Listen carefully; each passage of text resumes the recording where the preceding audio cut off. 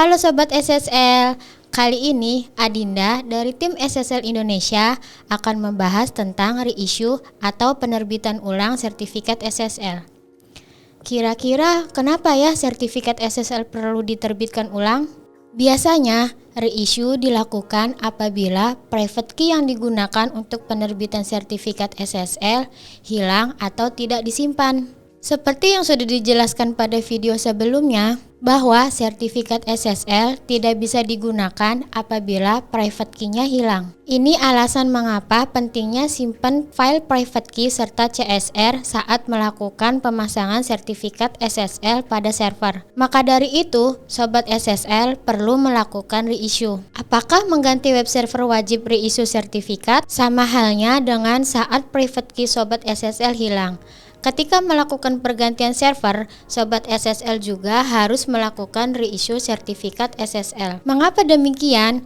Karena masing-masing server memiliki CSR yang berbeda saat dilakukan generate. Ini merupakan fungsi CSR dengan private key yang didapatkan. Web browser akan membaca private key yang Sobat SSL input saat melakukan install sertifikat SSL. Bahwasannya sertifikat antara web browser dengan server yang digunakan adalah sama atau match. Inilah alasan mengapa diharuskan melakukan penerbitan ulang agar tidak terjadi mismatch atau error yang menyebabkan sertifikat SSL pada web browser Sobat SSL tidak terbaca dan situs website Sobat SSL tidak dapat diakses atau dengan keterangan website not secure. Apakah bisa melakukan perubahan common name saat melakukan penerbitan ulang? CN atau common name atau juga nama domain yang didaftarkan saat melakukan generate CSR. Nama domain ini sangat diperlukan untuk penerbitan sertifikat SSL. Tim SSL Indonesia sangat tidak menganjurkan. Mengapa?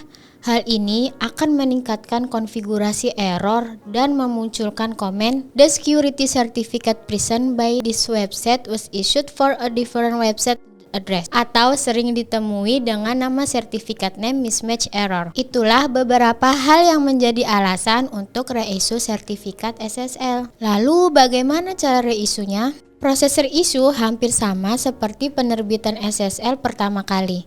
Hanya saja prosesnya lebih cepat dan terkadang hanya membutuhkan validasi domain saja.